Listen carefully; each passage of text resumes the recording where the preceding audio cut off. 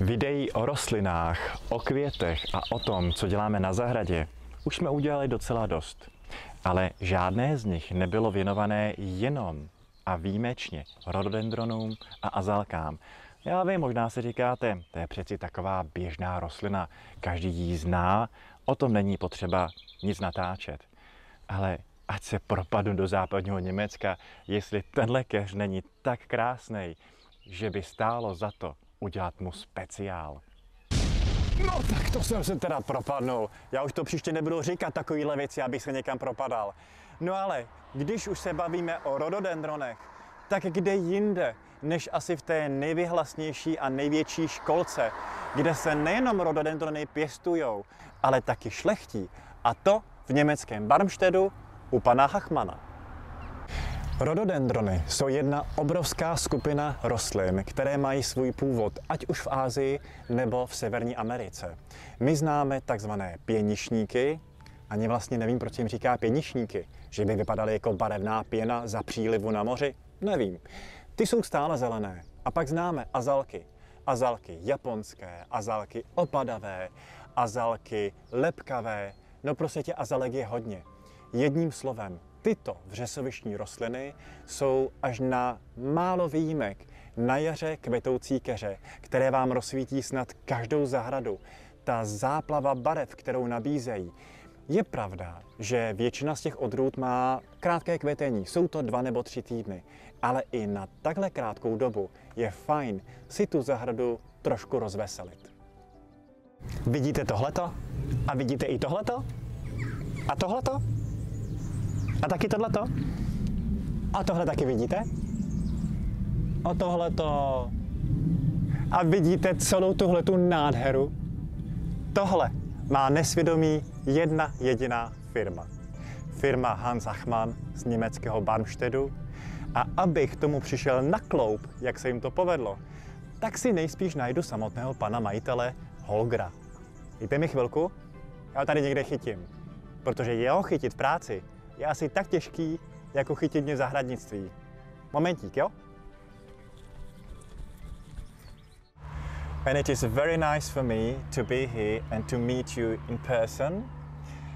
This is Holger Hachmann, the 3rd generation of the Hachmann breeding family.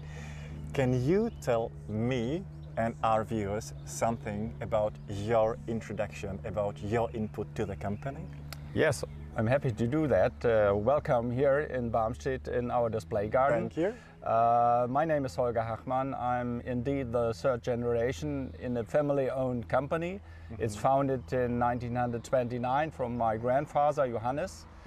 My father is taking over the nursery in the early 50s, and he is giving the idea of rhododendron hybridization because it was his hobby to start with hybridization for 20 years just as a hobbyist. And I had the great pleasure to step in the nursery in 1981 after my education in several nurseries. And I opened the company a little bit more international. I'm joining different fairs. I'm continuing hybridization, of course. And I developed and established a garden center here in Barmstedt to have more private garden lovers here in my hometown. I had the great pleasure to work for a Netherlands nursery in Boskop, who is still specialized for maples.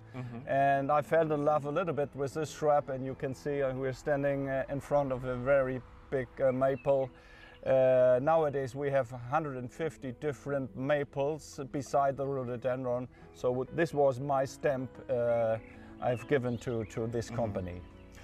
Teď se sluší říct něco velice důležitého, přestože jsme ve školce Hachmann, kterou všichni znáte jako šlechtitele a pěstitele rododendronů a azalek, tak Holger se právě zmínil o tom množství v jejich šlechtění japonských javorů. Stojíme zrovna nad jedním krásným javorem, o javorech si budeme jednou povídat taky a dneska se spíš budeme věnovat těm pěnišníkům a těm azalkám, jako jsou například tady. So, your father started with rhododendrons. What was the main aim to concentrate on rhododendrons? Why did he start it at all? Yeah, he collecting some rhododendron coming original from United Kingdom and Netherlands, and our winters are quite rougher and stronger. His main reason was to improve the hardiness of rhododendron, to keep the beautiness, and that was the main idea that he starts with hybridization in the early 50s. And when you talk about hardiness, how many degrees is it? What was important? How many degrees? At least 20 degrees minus. We could have temperatures up to minus 26 here in this area without any snow layering, but hardiness, yeah, 20 degrees at least. Okay, and when he had the first success, what was the biggest hardiness success? What was the first rhododendron that could say, hey, I'm very hardy? Yeah, the best one we ever realized is Rhododendron Jacobimanum polaris, which is exact minus 26 degrees without any damage with the flower buds also. So this is the hardiest variety we have. And Hachmann charmant on the same level. Okay, but he didn't stay only with the hardiness question. What was his other aim in rhododendron breeding? Yes, he always listened to the wishes of the garden customers, of course, and they ask for clear, bright colors, strong red without any bluish tone in it.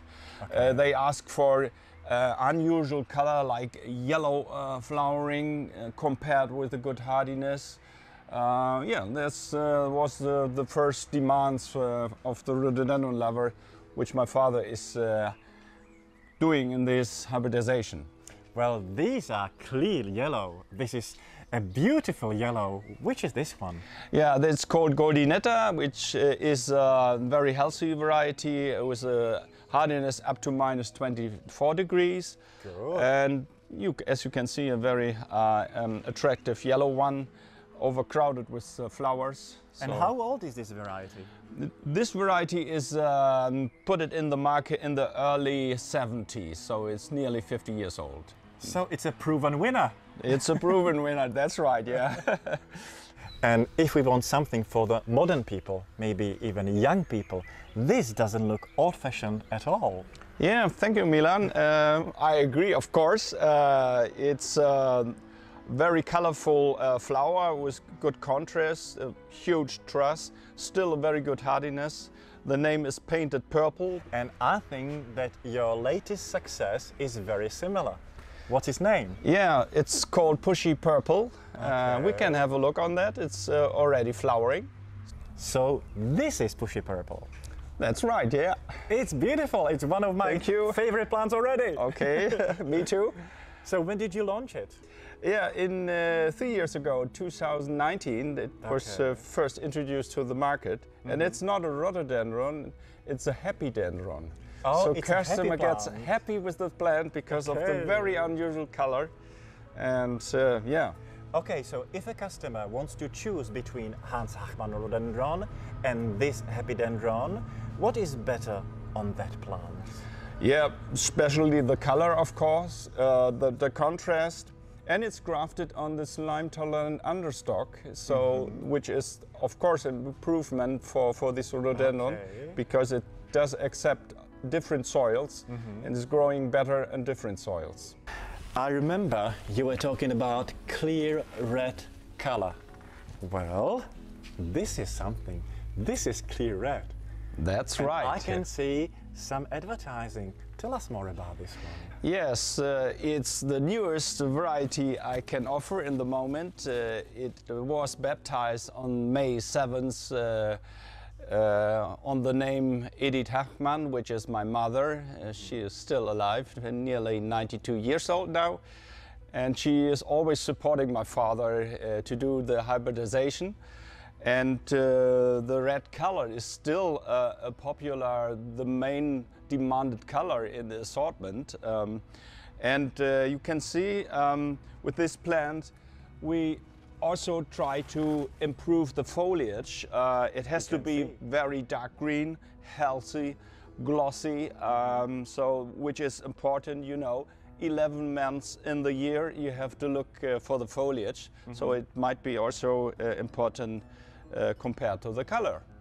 A já si pamatuju, když jsem vůbec začínal s azalkama a rododendronama, že mě ponejvíc bavily hlavně opadavé azalky, protože mají úplně jinou paletu barev a voní. These azaleas, for me, were maybe a little better at the beginning because they have a fragrance and different colors. They are all yours? That's true, yeah. And this is exactly the advantages with this group.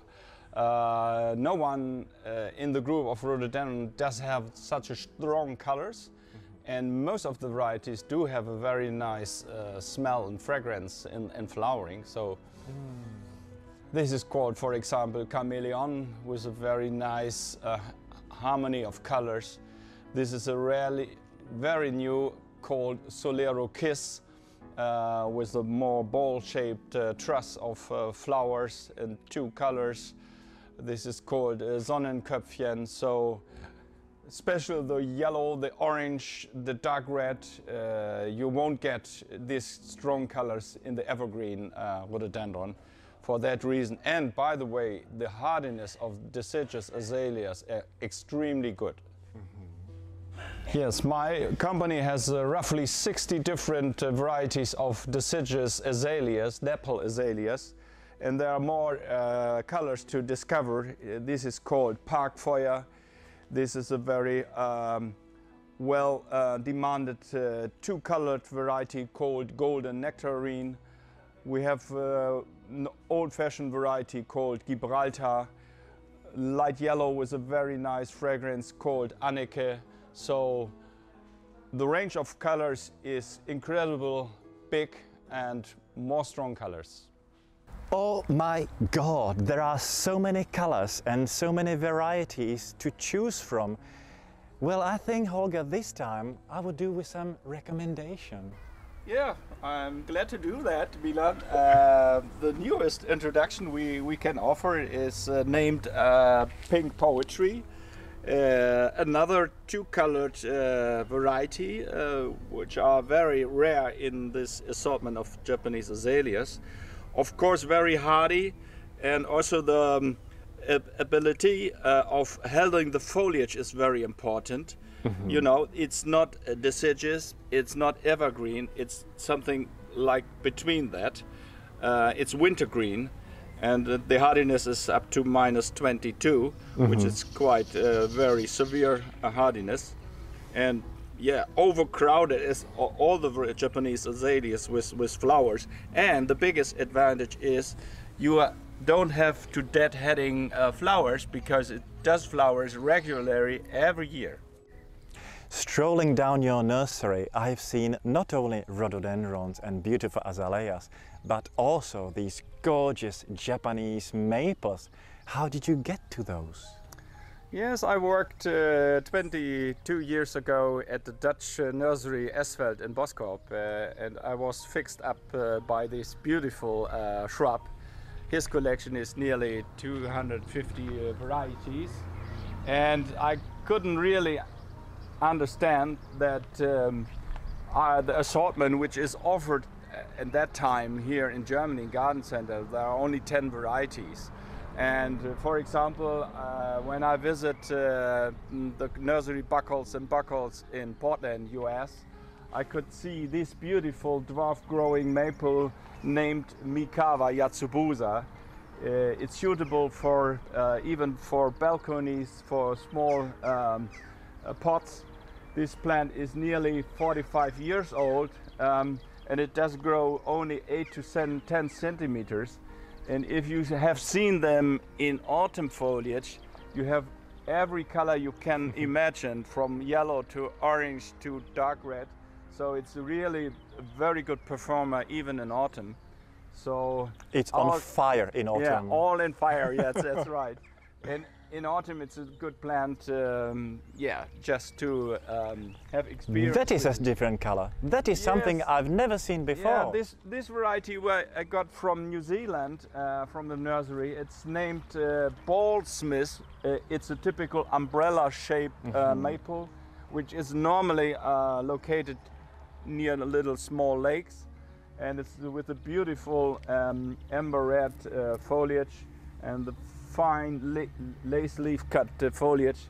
It's really interesting variety called Ballsmith. Okay, and what about the big ones like here? Yeah, if you have enough space in your garden, of course, you have a solitary plant. This is called Yasemin, the typical red foliage. Or if you want to lighten up a dark place in your garden, maybe the yellow foliage of summer gold is a very good idea to lighten up dark places in the garden. And what about full sun? Yeah, in very strong sunny days in August, it could be a little bit risky, but you never lose the plant. It's a little bit sunburning possible, but only in very hot summer. Okay, so we have covered rhododendrons, we saw azaleas, we saw some rare plants, we saw some maples. I know you do ilex, I know you do also some conifers, but I saw something hidden over there. Yeah, you find it? Yeah. What is it? Yeah, I will left the secret. Oh, this is gorgeous! Potentilla, this is called Bellissima, which is, for my, as far as I know, the most pinkish variety of potentilla, really dwarf and grows. And it's flowering all around the summer, so it starts in May, June, and it finishes sometimes the end of October. So you have a deciduous dwarf shrub which is flowering endless summer. Okay, and as you can see, it's got the same color on the flowers as on the label, which is sometimes rare. Holger, thank you very much for showing us around. It was a pleasure seeing all this and to see all the achievements that your father and that you have made. And I wish you best of luck for the next breeding years. Yeah, thank you for your visit. See you soon. Yeah, okay. Bye bye. Ale my se neloučíme, protože my se podíváme na tu ostatní nádheru, kterou vy jste ještě neviděli. Tak zůstaňte s náma.